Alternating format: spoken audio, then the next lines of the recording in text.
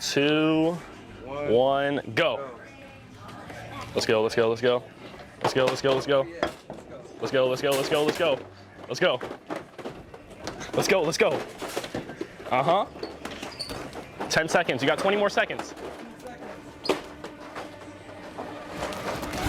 What you just saw was perhaps the most vile thing that a YouTuber has done in a while. And that's saying something considering some of the other things I've made videos on recently. What you just saw was a YouTube prankster who approached a father and his son in a Target. Got their hopes up that they were about to win a prize. Then, once they started doing something, once the YouTuber had made them embarrass themselves in public enough, he and his friends just run away, leaving the dad and his son blindfolded in Target without the prize they were promised, and making the son cry when he figured out what happened. To add insult to injury, according to the father, the pranksters told the son that they were with Mr. Beast, and that they picked the kid because he was hearing impaired. Can you even imagine ever doing something like that to strangers? Especially to children with disabilities? Then, on top of that, the YouTuber is now saying that the dad lied, and the whole thing was blown out of proportion. That's right, with the popularity of charitable content like Mr. Beast, a new avenue for monetization has opened up. People are no longer incredibly suspicious when approached in public and asked something like, "Hey,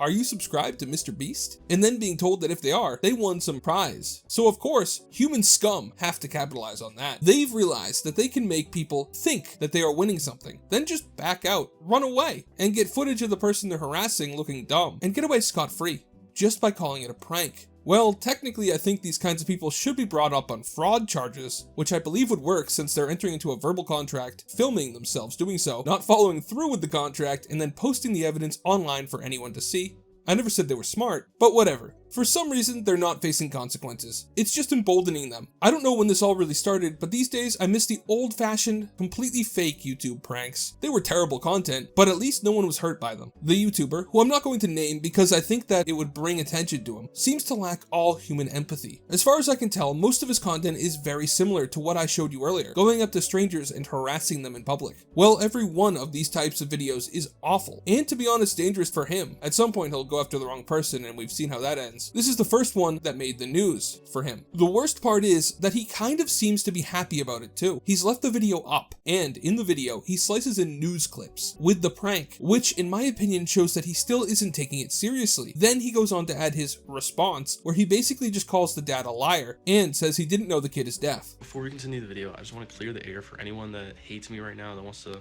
rip off my beard, or shave my eyebrows, or rip my ears off or something. I did not know that kid was deaf. I did not know that.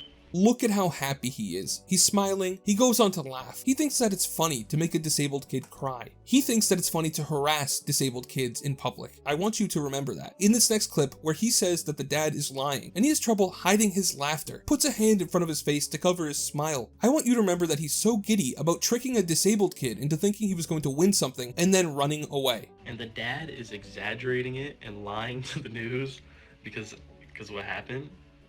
I never went up to him saying his son's only in because his son is deaf and has a hearing loss. I never said that. And I never said I worked with Mr. Beast. I did put 2 callbacks in the video. Like, I literally watched the news. As I'm editing the video, my friend calls me and like, "Bro, you're on the news."